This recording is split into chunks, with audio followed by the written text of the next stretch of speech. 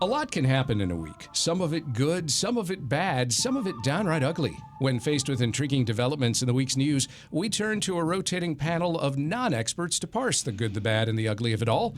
On today's panel, David Branham, professor of political science at the University of Houston downtown, and Houston Public Media's own Ernie Manous. David, Ernie, welcome to Houston Matters. Hello, Craig. Thank you, Craig. Panel, a Houston Chronicle analysis of district payroll records finds HISD saw roughly a quarter of all schools lost their principals in June.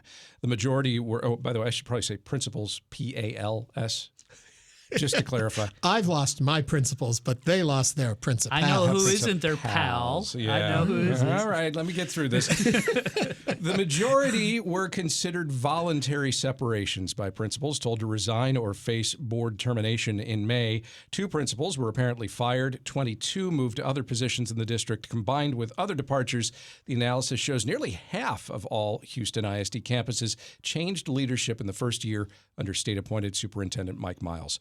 Principal turnover is high, very high in Houston ISD. Is this good, bad, or ugly? Ernie. Bad? And I say it like that because in one way it's good because I think those who don't want to be part of what is happening are leaving, and they should if they don't buy into the program. Not making a judgment on if the program is right or wrong, but I think that there is a good sign when people depart from something that doesn't work for them. But if listening to what you said and understanding, a lot of these people maybe didn't make that decision to move on.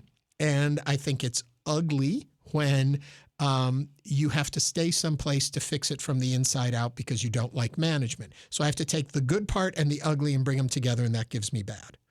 Oh, okay. I negotiated to the middle. Interesting, because the way we look at it usually is we do the sort of combined thing. If it's good and ugly, it's guggly. If it's good, bad, and ugly, it's gadly. And I don't think we've ever had just a straight good and bad. Well, it'd be gad. Okay, it's gad. It's gad? It's gad. It's gad. All right. I think I might have raised the score up just slightly. Yeah, because it was ugly and good, but I'm going to You're gad. going with gad instead of guggly. Yeah. All right. David Branham. Okay. I bet you thought this would be much easier to have me here. It's a lot of fun, though. Anyway, it's I'm going to say it's bad. I'm just not sure who the bad goes on. The problem has been that the district has had difficulties, and the performance, at least the performance measures, have not measured up, and so that's the reason why, so to speak, firings had to take place. Just to put it in nice terms. And I'm not for sure, though, because I've on this program I have been a very high critic of Mike Miles, so I don't know for sure who the blame goes to, and it may not be the principal's fault. That's the part I don't know. It could be that the new leadership is out of line, and in all honesty, the jury is out on this new administration, and I've had some criticisms of what I've seen so far. So it's bad because we've had underperformance in the schools. What I don't know as bad is why, and that's what I'm going to be looking for in the next step. Okay, we're replacing these principals. That means you're going to replace them with someone who's going to perform better. I expect that. I expect that those schools will perform better with new principals. If they don't, then it goes back on the administration. If they do, then yeah, maybe the change at principal was what we needed in these schools. So it's bad. I'm just not sure who the bad goes to just yet. Finally, panel, the Ohio Supreme Court ruled last week that consumers cannot expect boneless chicken wings to actually be free of bones. According to the AP, the decision comes in a lawsuit brought by Ohioan Michael Berkheimer, who was dining with his wife and friends at a wing joint in Hamilton, Ohio, and ordered boneless wings. He felt a bite-sized piece of meat go down the wrong way. A few days later, he had a fever and couldn't keep food down and went to the ER, where doctors found a long, thin bone that had torn his throat, causing an infection. He sued the restaurant, the supplier, and the farm that produced the chicken, claiming negligence. In siding with the defendants, the court's majority argued boneless refers to a cooking style, not to the bone or no bone condition of the chicken itself.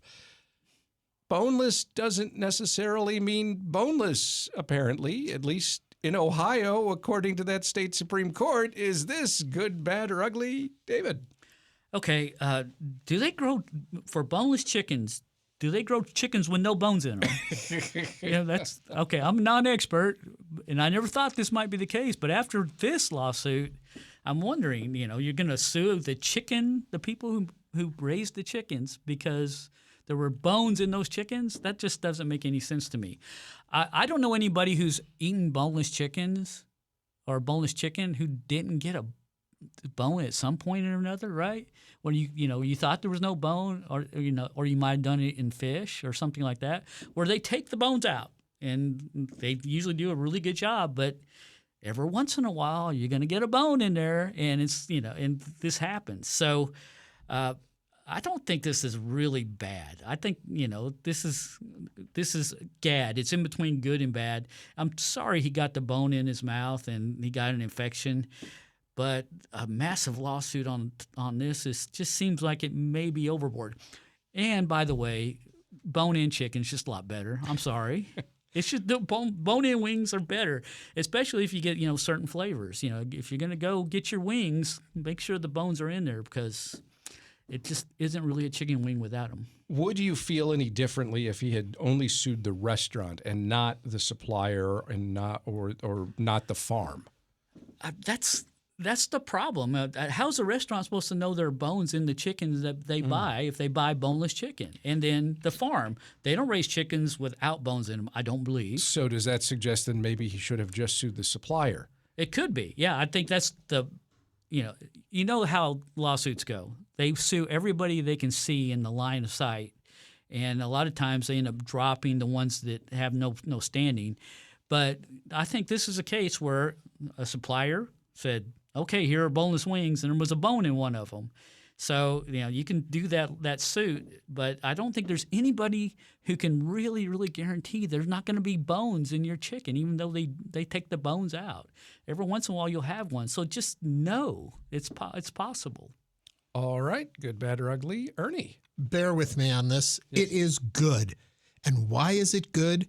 Because I honestly always believed that boneless chicken wings are just chicken nuggets. Yes. And now I believe maybe it actually is the meat that comes from a chicken wing and a bone could have actually gotten in there. So I have hope for these abominations of chicken wings called boneless chicken wings. So it's not a long answer, but I think it's good to understand that these really do come from chickens that have bones.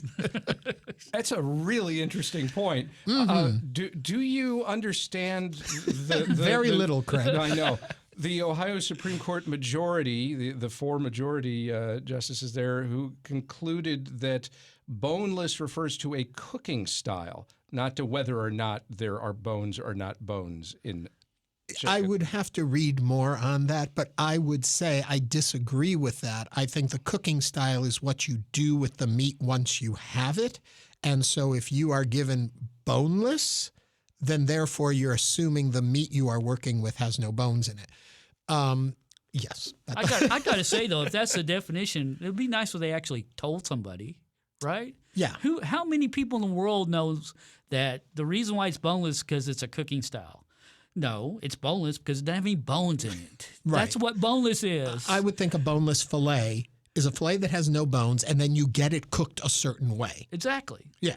I have a sneaking suspicion that the end result of all of this is that future suppliers of boneless wings, when they label them, they will put quotation marks around the word boneless. Thus, problem solved. Yeah. They have to have that Surgeon General warning on there. And you got to Maybe a bone assume in it, right? people understand what quotation marks mean today. So we got a lot to work on here. But I'm just happy to know a boneless chicken wing might actually be meat from a chicken wing. Thank you. Ernie Manous works here at Houston Public Media. David Branham is a professor of political science at the University of Houston downtown.